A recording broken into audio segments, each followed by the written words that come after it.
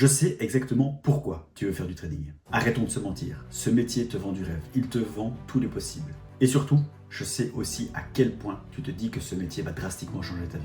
Moi aussi au début, je voulais exactement les mêmes choses que toi. Je rêvais d'argent, de liberté, de quitter le salariat, de pouvoir enfin respirer, de fuir finalement ce boulot métro dodo qui t'use avec le temps, de ne plus dépendre de personne, pas même d'un patron. Alors oui, le trading te vend tout ça. Ces rêves-là, ils existent. Il peut t'offrir tout ce dont tu rêves. Il peut t'offrir cette liberté que très peu de métiers ont vraiment à t'offrir. Mais ce que personne ne te dit, c'est que cette liberté a un prix, un coût psychologique et émotionnel énorme. La plupart des gens commencent le trading pour les mauvaises raisons et ils l'abandonnent sans vraiment savoir pourquoi.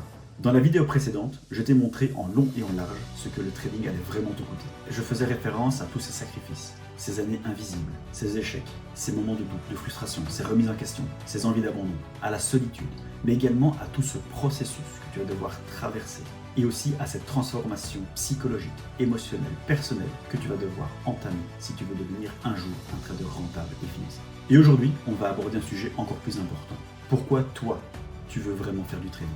Parce que cette question est cruciale et crois-moi, on a tous commencé pour les mauvaises raisons en trading. Et malheureusement pour toi, ce ne sont pas ces raisons-là qui vont te permettre d'endurer tous les sacrifices que tu vas devoir faire pour atteindre la rentabilité et la profitabilité sur les marchés financiers. Si tu ne me connais pas, moi, c'est Val. J'ai décidé de lancer une mini-série de 3 vidéos sur ce qui est réellement l'apprentissage en trading et ce que ça impliquerait pour toi si tu décides en 2026 de te lancer dans cette carrière. Cette série n'a absolument pas pour objectif de faire la promotion du trading. Je n'ai absolument rien à te vendre, que du contraire, je veux que tu comprennes le coût psychologique, émotionnel et le sacrifice que ça va te demander si aujourd'hui tu décides de te lancer dans l'apprentissage en trading. Et en toute honnêteté, j'ai un secret à te dire. Je pense que tout le monde peut apprendre et faire du trading. Mais par contre, je pense que le trading n'est pas fait pour tout le monde. Bienvenue sur Shosh, on est reparti pour un tout nouvel épisode dans la série Journal d'un trader. Journal d'un trader, c'est une série dans laquelle je documente en toute transparence et en toute humilité mon parcours en trading. Je te montre ce que personne ne te montre, les hauts, les bas, les réussites, les échecs, les moments de doute. Et sur cette chaîne, je te montre en toute transparence, mois après mois, les performances, qu'elles soient positives ou négatives. Pas de faux semblants, pas de blabla. Je n'ai absolument rien à te vendre, à part mon propre parcours que j'ai envie de te transmettre et de te partager sur les réseaux. Et aujourd'hui, dans cette vidéo, on va aborder un sujet extrêmement important. Pourquoi tu veux faire du trading? On va essayer de comprendre si le trading est réellement fait pour toi et si ton why, ton pourquoi, est suffisamment puissant pour te permettre de survivre dans cette industrie. Trêve de bavardage, on est parti pour la vidéo. Dans la vie comme en trading, il n'y a pas vraiment de hasard. La plupart des gens découvrent le trading parce qu'ils cherchent à fuir une réalité, une difficulté, un besoin, un manque. Le trading va attirer spécifiquement toutes ces personnes qui veulent reprendre le contrôle de leur vie, qui veulent reprendre le contrôle de leur liberté. Et donc très vite, au début, l'argent devient une obsession. Très vite, on va être confronté à cette dopamine que les réseaux sociaux vont nous rendre. Et d'ailleurs, quand tu tapes sur Internet comment devenir libre et indépendant financièrement, tu verras que dans les propositions que l'on te fait, très vite, le trading arrive en pole position. Donc oui, au début, tu arrives dans cette industrie avec une obsession pour l'argent. Et les réseaux viennent te confirmer cette obsession. Et évidemment, les réseaux vont répondre à cette attente en apportant la dopamine qu'il te faut. Tu vas avoir des 5, 10, 15, 20 000 euros après une session de trading. Et tu vas rentrer dans cette industrie avec des fantasmes, avec des rêves. Tu vas avoir des PNL, tu vas avoir des belles voitures, tu vas avoir des voyages aux quatre coins du monde. Et tu t'immisces dans ce monde des propres firmes. Et de ce gars qui va générer ton salaire mensuel en 40 minutes de live YouTube. J'ai l'habitude de dire que le trading, c'est un peu comme un sport de haut niveau. On voit toujours cet athlète qui remporte la médaille d'or au JO. Et on fantasme sur les résultats. Finalement, ce qu'on ne voit pas, c'est tous ces entraînements, tous ces sacrifices, toutes ces années invisibles qui lui ont permis aujourd'hui de décrocher cette médaille d'or. Eh bien, en trading, c'est exactement pareil. Tu vois les résultats, la finalité, les conséquences, c'est-à-dire la réussite, les beaux objets, les voyages, la liberté. Mais ce que tu ne vois pas, c'est tout le prix qui a été payé pour atteindre ce niveau. On fantasme toujours sur les résultats, mais jamais sur le processus qui a été nécessaire pour atteindre ces résultats. Et finalement, c'est exactement pour ça que la majorité des gens échouent. Pas parce qu'ils ne sont pas compétents, juste parce qu'ils ne s'attendaient pas à devoir sacrifier autant pour atteindre ces objectifs et ces résultats-là. Et d'ailleurs, les statistiques, elles sont brutales et elles sont contre toi. 95% des traders particuliers perdent de l'argent sur les marchés financiers. 19% des traders qui achètent une propre firme passent la phase 1. 8% arrivent à valider la phase 2. Et sur l'ensemble des traders qui achètent une propre firme, seulement 0,23% arrivent à faire un payout. Donc oui, les statistiques, elles sont contre toi. Alors pourquoi est-ce que tu crois que toi, tu vas y arriver plus vite ou mieux qu'un autre? Donc aujourd'hui, si ton seul moteur, c'est de faire de l'argent rapidement et facilement, je crois que tu es dans la mauvaise industrie. Comme je te l'ai toujours dit, le marché agit comme un révélateur. Il amplifie tout ce que tu es déjà intérieurement. Si tu es impulsif, il va renforcer cette impulsivité. Et si tu es impatient aujourd'hui, il va accentuer cette impatience. Le marché ne récompense pas celui qui veut gagner vite, mais il récompense celui qui est capable de survivre suffisamment longtemps pour devenir compétent. Et ça, c'est une énorme différence. Mais si tu veux faire partie de ceux que le marché récompense, il va te falloir une chose qui ne s'achète pas et qui ne s'apprend pas, à savoir un why, un pourquoi très puissant et surtout une vraie raison d'être. Si tu veux vraiment savoir ce qui différencie celui qui abandonne et celui qui réussit, c'est le pourquoi. Pourquoi tu commences le trading. Et je ne vais pas te parler aujourd'hui d'un pourquoi bullshit. Je vais te parler d'un vrai why, d'un vrai pourquoi, d'une vraie raison d'être. Quelque chose de suffisamment profond, de suffisamment réel, de suffisamment puissant pour te permettre de tenir des années, même quand ça ne fonctionne pas. Parce que tu vas d'office passer par des moments où tu vas douter de toi, tu vas vouloir abandonner, tu vas penser que tu perds ton temps. Tu vas voir tous ces gens autour de toi forcément avancer, gagner de l'argent et pas toi. Tu vas te remettre en question. Et dans ces moments-là, malheureusement, si tu t'es lancé dans le trading pour de l'argent, ça ne fonctionnera pas, ce n'est pas un why suffisamment puissant pour te permettre de traverser ces années invisibles et ces sacrifices. Et je vais être honnête avec toi, la seule chose qui va te permettre de supporter le processus et d'endurer toutes ces années, c'est une seule chose, c'est la passion. Je pense sincèrement que si tu n'es pas passionné, tu n'y arriveras jamais. Peut-être que la passion va se développer avec le temps, mais si tu n'atteins pas ce niveau de passion, jamais tu accepteras d'endurer tout ce par quoi tu vas devoir passer pour un jour atteindre la rentabilité sur les marchés. Je ne te parle pas de motivation, de discipline, je te parle de passion. Et dans le trading, la passion, c'est aussi être capable de faire ce que les autres trouvent insupportable. Backtester pendant des heures, rester seul devant ses graphiques, refaire 100 fois le travail, réécouter 10 fois cette vidéo, encoder minutieusement, trade après trade dans ton journal de trading pour commencer à construire un réel edge, une réelle base de données. Et cette passion, tu vas très vite sentir si tu l'as, parce que c'est quelque chose qui te bouffe, qui te brûle, qui t'anime. Et ne pas être devant les écrans, c'est quelque chose qui te frustre. Tu as ce besoin intrinsèque d'être toujours connecté, de toujours voir ces graphiques et ces bougies évoluer. Et moi, au début, je n'étais absolument pas passionné par le trading. C'est arrivé avec le temps. Et j'ai commencé à comprendre que j'étais devenu vraiment passionné par les graphiques et par le trading quand je n'arrivais plus à le sortir de mon esprit. Et c'est drôle parce que tu vois, le soir, la dernière chose à laquelle je pensais avant de m'endormir, je comptais pas les moutons, tu vois. Je comptais le nombre de flips qu'il fallait pour passer un compte de 1000$ à 10 000 ou à 100 000$. Chaque soir, je répétais le processus encore et encore, inlassablement. Et le matin, la première chose que je faisais, dès que je me réveillais, c'était de me connecter sur TradingView et de voir comment le prix avait évolué pendant la nuit. Les graphiques me fascinaient, me passionnaient. J'avais besoin de comprendre, d'être connecté à ce monde, à cette économie. Voire même, en fait, je préférais backtester pendant des heures que de regarder un film. Même quand j'étais au travail, au restaurant, dans la voiture, je ne pouvais pas m'empêcher de ne pas regarder les écrans. Je devais optimiser mon temps, me former, toujours passer du temps devant les écrans. Et c'est là que j'ai compris quelque chose d'essentiel. Le trading n'était plus une curiosité, c'était devenu une vraie passion.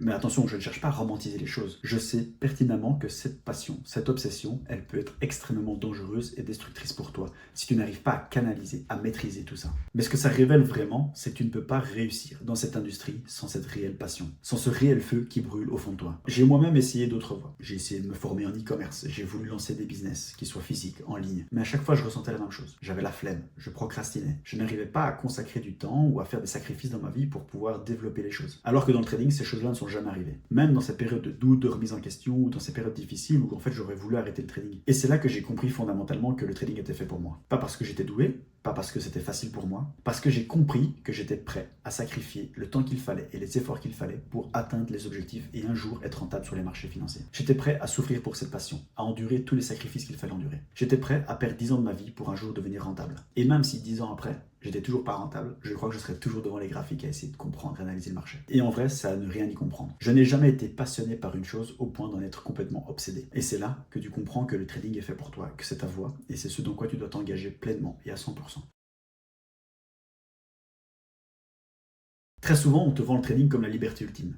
Pas de patron, pas de collègues, pas de fournisseurs, pas d'horaire, pas de contraintes. La vérité est en fait à nuancer. Parce qu'en effet, le trading peut t'apporter une liberté incroyable. Certes, par rapport à tous les autres métiers, elle va t'apporter une liberté plus importante. Mais cette liberté, elle a un prix énorme. Celle de la responsabilité totale. En trading, quand tu échoues, c'est ta faute. T'as pas de collègues, t'as pas de patron, t'as pas de hiérarchie, t'as pas de processus interne. C'est ta responsabilité. Tu peux pas remettre la faute sur quelqu'un d'autre. Mais crois-moi, cette liberté totale, cette autonomie, cette responsabilité ultime, c'est extrêmement lourd à la longue à porter psychologiquement. Et d'ailleurs, en fait, parfois, le trading est bien plus contraignant qu'un métier classique, mais ça, personne ne s'en rend compte. Et moi qui traite tous les jours, je le constate. Que ce soit au niveau de mes horaires, qui sont extrêmement cadrés, codifiés, que ce soit ma routine qui est extrêmement minutée, que ce soit ma discipline qui est rigoureuse, et toutes ces règles que je dois suivre pour être le plus irréprochable possible sur les marchés. Je sais à quel point c'est difficile de maintenir ce niveau de performance, ce niveau de professionnalisme au quotidien, jour après jour. Et on est très loin du fantasme du trader qui trade au bord de la piscine, au bord de la plage, sur ses écrans aux Maldives. Bien loin de ça. Moi-même, je l'ai déjà fait, et certes, le trading peut te permettre de trader partout dans le monde, mais dans la réalité, c'est que cette liberté géographique, cette liberté temporelle, elle n'est pas tout à fait vraie. Elle est très contraignante. Moi, j'adore travailler à mon bureau, avec mon setup, mes habitudes, ma routine, dans cette routine qui me permet de performer. Mais malgré tout ça, malgré tous les sacrifices que ça implique, et malgré toute la contrainte que ça peut imposer à ton quotidien, je considère que le trading est le plus beau métier du monde. Parce qu'il m'a offert quelque chose qu'aucun autre métier va m'offrir. Le sentiment d'être responsable de mon destin. Et ça n'a absolument aucun prix. L'une des plus grosses erreurs quand on commence le trading, c'est de se mettre des deadlines qui sont irréalistes pour atteindre ses objectifs. Je veux faire 10 000 € par mois dans un an. Dans 6 mois, je quitte mon travail. D'ici la fin d'année, je dois pouvoir vivre de mon trading. Ces objectifs avec leur date détruisent mentalement beaucoup de traders. Parce qu'en réalité, ils créent une pression énorme sur les épaules de celui qui se les met. Chaque mois qui passe, chaque journée en négatif est vécue comme un échec, comme un retard dans ton planning. Comme je te l'ai dit plus tôt dans cette vidéo, le marché récompense toujours ceux qui sont prêts à rester le plus longtemps possible dans le jeu, pas ceux qui veulent gagner vite. J'ai moi-même énormément souffert de ça. Je voulais réussir avant mes 30 ans. Je voulais réussir en 2 ans. Je voulais quitter mon emploi à partir de telle date. Je me suis fixé énormément d'objectifs avec une date de fin, une deadline. Et cette pression, elle m'a énormément fait souffrir. Et elle a énormément impacté mon trading. J'étais obnubilé par le temps qui passait. Je voulais absolument accélérer le processus. Et par là, j'ai fini par forcer les résultats. Et c'est précisément à cause de ça que j'ai perdu énormément de temps dans mon parcours d'apprentissage en trading. Aujourd'hui, j'ai complètement changé mon mindset par rapport à ça. Et j'ai mis énormément de temps à déconstruire chacun de ces objectifs, les uns après les autres. Pas qu'aujourd'hui, je n'ai pas la moindre ambition dans mon trading, pas qu'aujourd'hui, je n'ai pas d'objectif. Aujourd'hui, j'ai arrêté de figer les étapes de mon parcours en trading dans une ligne du temps, avec une date de fin. J'ai écrit mon plan, il est clair, il est structuré, étape par étape. Ma voie est tracée, elle est cohérente avec les résultats et les performances que je génère maintenant, elle est ancrée dans ma réalité et dans ma capacité. Aujourd'hui, je ne raisonne plus du tout en termes de temps. Je raisonne plutôt sous forme d'étapes, sous forme de milestones. J'ai arrêté de me mettre une pression en regardant le sable tomber dans le sablier. Aujourd'hui, je vois chaque grain de sable qui tombe dans le sablier comme un pas de plus vers l'atteinte de mes objectifs. Et ce, complètement indépendamment du temps qui passe. Finalement, je me concentre sur le processus, je me concentre sur le chemin qui est parcouru. Chaque erreur corrigée est une victoire. Chaque mois discipliné est une réussite. Chaque milestone, chaque checkpoint qui a été passé et validé est pour moi une progression vers l'atteinte de mes objectifs. Parce que ce que j'ai compris, c'est que le trading, c'est avant tout un jeu de patience et de probabilité. Au plus longtemps tu restes dans le jeu, au plus longtemps ton edge et tes probabilités vont jouer en ta faveur.